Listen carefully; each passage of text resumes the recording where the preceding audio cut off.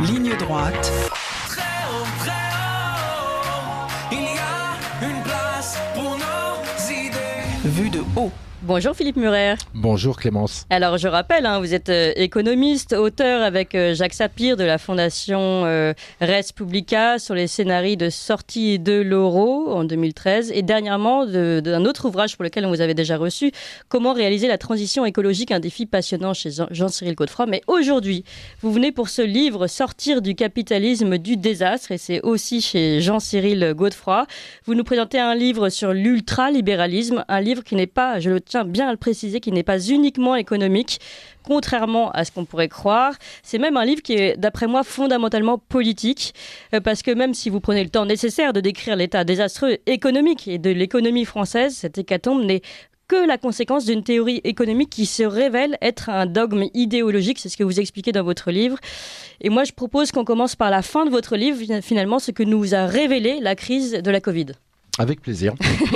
Justement, donc c'est votre dernier chapitre et vous en fait tout, on aurait pu d'ailleurs mettre ce chapitre au début du livre, parce que tout découle aussi. Enfin, vous décriviez d'ailleurs, vous l'expliquez, vous avez commencé à écrire ce livre avant la crise et finalement la crise n'a fait que amplifier ce que vous avez déjà commencé à décrire. Exactement, ça a clarifié les choses. Effectivement, je montre le problème du désastre économique-social, mais je montre les prolongements parce qu'on travaille 8 heures par jour, on est baigné dans le système économique toute la journée, on doit y rester pour une question de subsistance, qu'on soit entrepreneur ou salarié, donc ça a d'énormes impacts humains, social et même anthropologiques. Alors sur la crise du Covid, effectivement, il y a eu un livre très important qui est sorti par Klaus Schwab, le patron du forum de Davos depuis des dizaines d'années.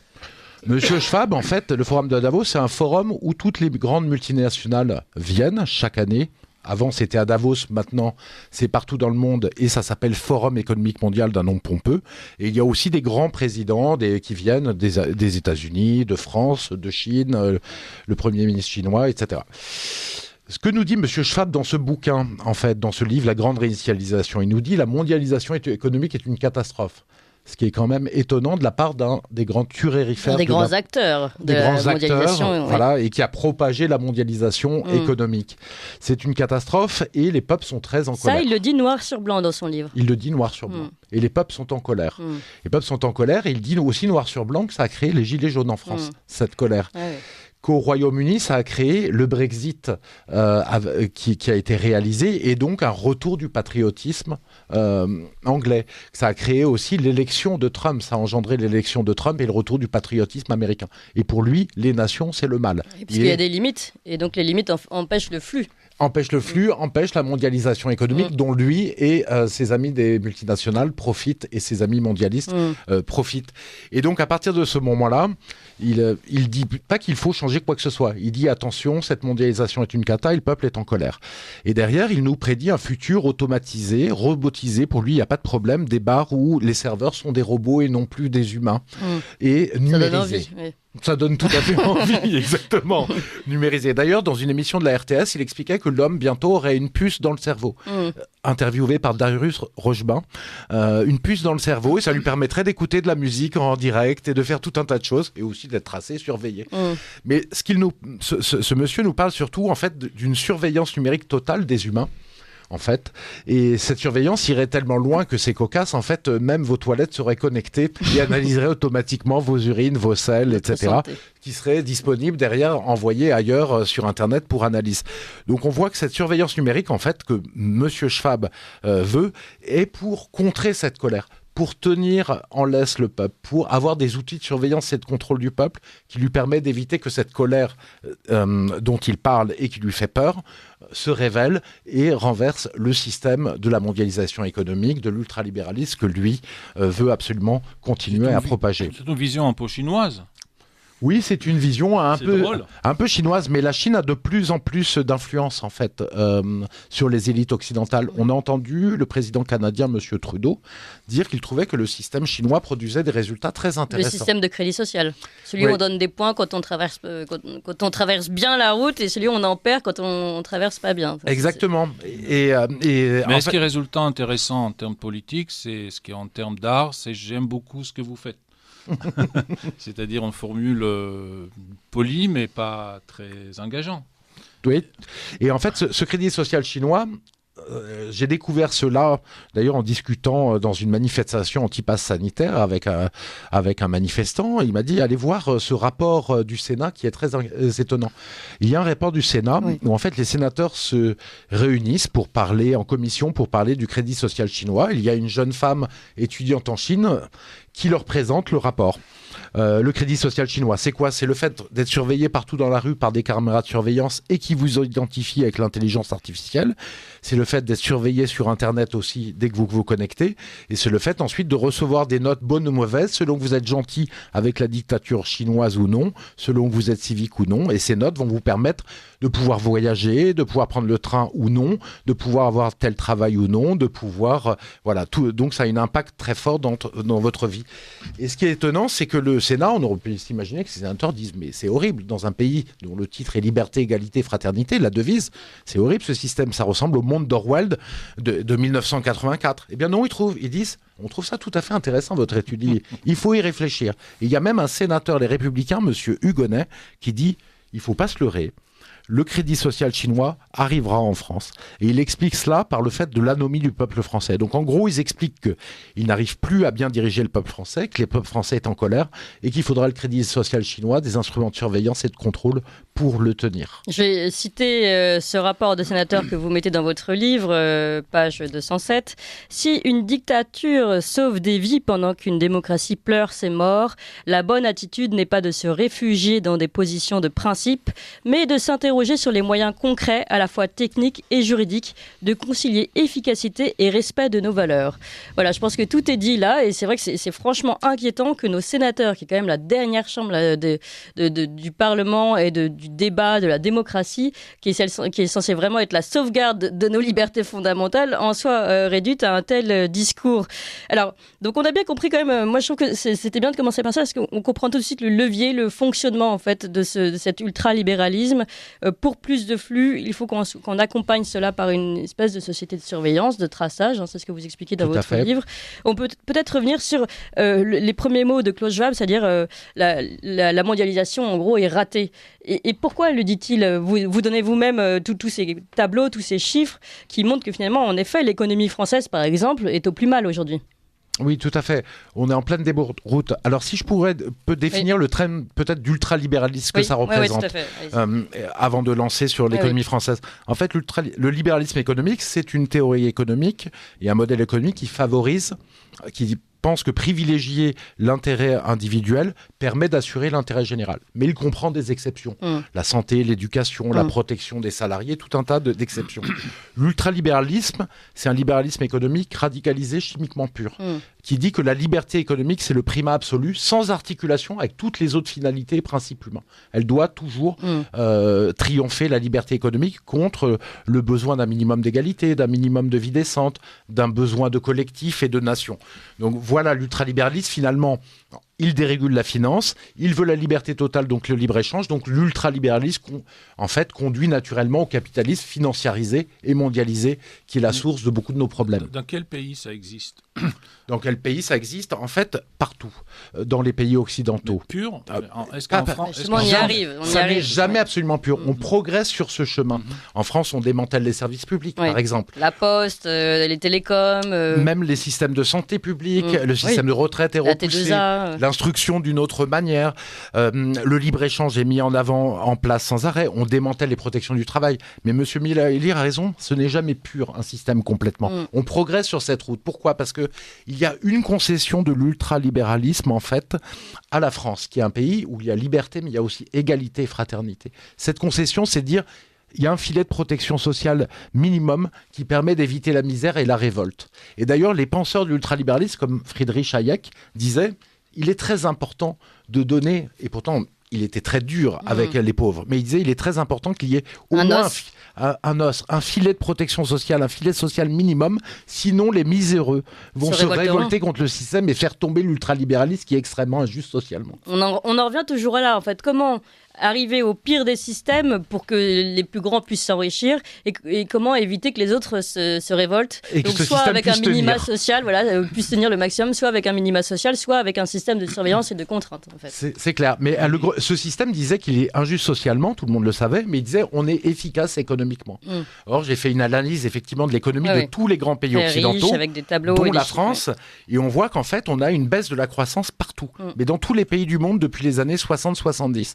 En fait, dans les années 60-70, dans tous les grands pays occidentaux, on avait 4% de croissance. On est passé, au fur et à mesure de l'ultralibéralisme, de sa mise en place, à 3%, 2%. Aujourd'hui, on a 1% de croissance. Et à l'échelle de la planète ? Et à l'échelle de la planète, c'est autre chose. Avec le Chinois, les Indiens, les c'est autre Africains. chose. Justement, pourquoi ? Parce que justement, notre richesse, notre industrie est transférée ailleurs. Justement, et c'est le problème pour les grands pays occidentaux. Parce qu'en fait, il y a quelque chose de fondamental là-dedans. Et une erreur fondamentale de nos politiques. C'est qu'en fait, j'ai trouvé un économiste qui s'appelle Claude Sicard, qui a fait quelque chose de vraiment très, très intéressant. Un graphique où on voit le PIB par habitant, donc le revenu en fait moyen des habitants, la prospérité des habitants et la production industrielle par habitant. Et on voit que c'est une droite. Ce graphique est extraordinaire. Il dit que la Suisse, qui a 2 fois plus d'industrie que la France, en fait, est 2 fois plus riche que la France, tout simplement. Qu'ensuite, il y a le Japon, le Singapour, le Canada, qui ont une industrie assez forte et qui ont un PIB un petit peu plus faible que la Suisse, mais plus grand que la France. Et ensuite viennent le peloton de tête des grands pays, Allemagne, États-Unis, Royaume-Uni, France, etc., qui sont au milieu. Et puis, tout en bas, on a les pays du tiers-monde qui n'ont pas d'industrie et qui n'ont pas de PIB. Et le coefficient de corrélation est de 94%, est énorme. En gros, la richesse d'un pays, la clé de la prospérité, c'est son industrie. En l'abandonnant, en laissant délocaliser les usines, en amenant le libre-échange total, en fait, qui délocalise les usines à l'étranger, on se retrouve avec une perte énorme de prospérité pour la France. Donc, on a une destruction de l'industrie, on a une destruction de l'agriculture. On est en déficit commercial agricole maintenant, hors le vin, alors que c'est un des piliers de la France. On a un démantèlement des services publics comme EDF, La Poste, qui fait qu'on a des services beaucoup plus chers avec la hausse de l'électricité. Et qui fonctionnent beaucoup moins bien d'ailleurs. Et qui fonctionnent moins bien, l'électricité, le timbre, et on peut le voir dans tous les domaines. Un détricotage des services publics essentiels comme la santé publique. Ça, on le voit très bien en ce moment. Les retraites et d'une autre manière, l'éducation. Donc, une explosion du chômage, parce qu'il faut voir que les ultralibéraux, en fait, sont prêts à tous les mensonges. Ah oui, alors ça, c'est très intéressant. J'aimerais bien qu'on revienne sur ce... Vous parlez, vous avez tout un chapitre sur les mythes autour de l'ultralibéralisme, et notamment de cette explosion du chômage, et tous ces emplois qui sont vacants. Et la réponse habituelle, c'est les Français sont des feignants, et vous dites pas du tout, ça c'est encore un mensonge de l'ultralibéralisme. Pas du tout, effectivement. Alors, le problème... Les 300 000 postes non pourvus. Alors, sur les emplois vacants, on vous dit qu'il y a 300 000 postes, 200 000 ou 300 000 postes non pourvus. On vous dit c'est parce que les Français sont des feignants. Première chose, dans les pays européens, la France est le 4e pays où il y a le moins d'emplois vacants. Donc, c'est pas du tout le cas. Deuxième chose, il faut savoir qu'il y a 26 millions d'embauches en France chaque année pour 25 millions de salariés. Pourquoi ? Parce qu'il y a énormément d'embauches qui sont des CDD, contrats à durée déterminée, et courts à 1 mois, 2 mois, 3 mois. Donc déjà, ça représente 1% des postes proposés, 1% des 26 millions de postes, parce que dans ces emplois vacants, il y a beaucoup de CDD. L'autre chose qu'on voit, c'est qu'en fait, je suis allé voir un doctorant qui parlait de ces emplois vacants, qui disait en plus, ces emplois vacants, première chose, ont généralement à 90% une proposition. Des propositions, des gens qui se proposent pour le faire. Et il y a des refus. Deuxième chose, ces emplois vacants, ce sont par exemple des emplois CDD de 2 heures de ménage ou 3 heures de ménage le vendredi soir pour nettoyer une entreprise en banlieue parisienne.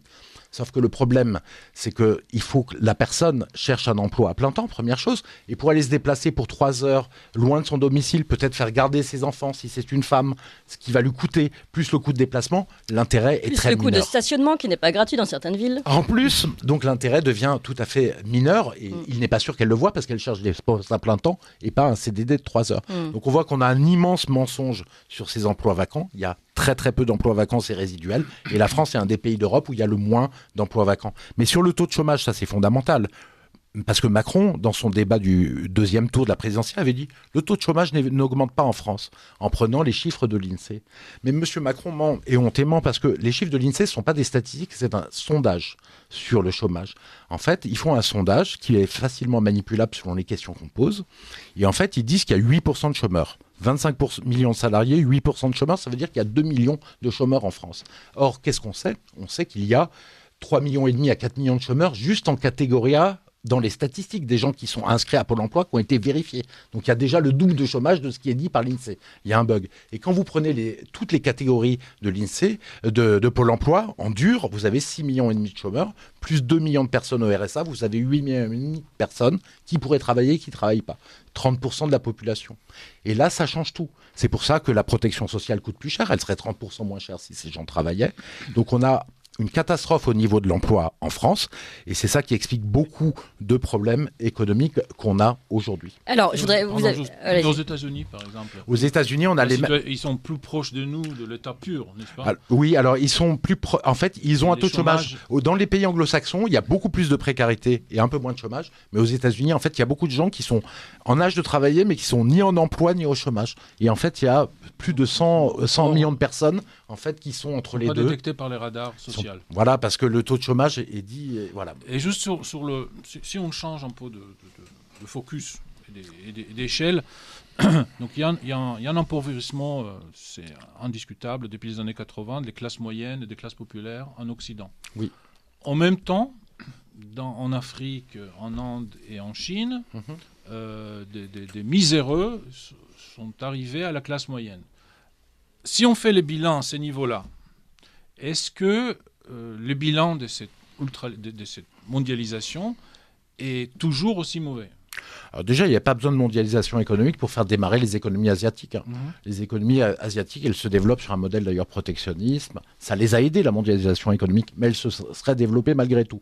Mais de plus en Chine, plus, par exemple, c'est une économie d'exportation. De plus en plus, bien sûr que ça a aidé, mais ils auraient pu s'en sortir malgré tout. Mais en fait, ce que permet la mondialisation économique, ça enrichit surtout les riches de Chine, de plus en plus. Et de moins en moins, il y a un taux de chômage qui monte en Chine, des inégalités absolument énormes, et c'est un mauvais modèle de développement économique, parce que la concurrence que nous avons, tous les pays du monde l'ont sur les salaires, et finalement, il n'y a que les très riches qui en tirent les marrons du feu très clairement et qui progressent. En France, c'est 38 000 personnes. C'est un rapport qui est extraordinaire. 38 000 personnes ont 2/3 des revenus du capital. Donc quand on vous dit qu'on baisse les revenus du capital, donc les impôts sur les revenus du capital, comme les impôts sur les bénéfices et les impôts sur l'immobilier, etc., ou les plus-values, eh bien, vous favorisez ces 38 000 personnes qui sont déjà ultra favorisées en ayant 2/3 des revenus du capital et en ayant vu, eux, exploser leur fortune et leurs revenus. Justement, je voudrais qu'on continue, Philippe Murer, rapidement. Il nous reste 1 minute sur la différence entre le discours et les actes, notamment de notre président Emmanuel Macron, qui avait quand même, là maintenant, il a 2 discours à son actif où il appelle à un retour de la souveraineté. On l'avait vu à la fin de la crise de la Covid-19 et puis maintenant dans son plan de relance. Il parle de souveraineté et en même temps, on apprend dans le livre de David et l'homme que c'est quand même le mandat où il y a eu le plus de fusions-acquisitions. Et puis, on sait ce qu'il a actif, et General Electric, Alcatel et tous les autres. Oui, d'industries qui sont parties à l'étranger. Oui. Et donc de cela, c'est un président catastrophique qui a laissé partir Alcatel, Lafarge, Technip, d'énormes entreprises, Alstom, d'énormes entreprises industrielles. Et ça n'empêche pas de tenir le discours inverse. Oui, en fait, c'est pour calmer les gens, parce que les gens étaient extrêmement énervés de voir qu'on n'était même pas capable de produire des masques et donc d'être capable de protéger la population. Et à ce moment-là, il sert un petit discours de souveraineté industrielle qui ne mange pas de pain et il l'oublie après. Il faut voir qu'il y a une solution, il y a un espoir, c'est dans un modèle gaulliste pour nous en sortir. Ça a toujours marché en France avec un peu d'État stratège et de planification, un modèle gaulliste. Et c'est l'économie de marché régulé, c'est ce que vous dites, ce qui était là jusque dans les années 70. Exactement, et qui fonctionne extrêmement bien. Et Boris Johnson, justement, les Anglais sont souvent en avance, est en train de changer de modèle. Il dit plus de flux d'immigration, plus de modèles cassés par des bas salaires. On veut des hausses des salaires, une modernisation, plus de productivité. Il a augmenté le SMIC de 6%. Il augmente beaucoup les investissements dans les services publics, notamment l'hôpital public en Angleterre qui va bénéficier de dizaines de milliards de livres sterling. Et donc les Anglais sont en train de changer complètement de modèle économique. Et à part ça, le Brexit est une catastrophe. Merci beaucoup Philippe Murer, économiste et auteur de ce livre Sortir du capitalisme du désastre aux éditions Jean-Cyril Godefroy. Merci à vous Gil Michaeli. 7h, 9h sur Radio Courtoisie, suivez la ligne droite.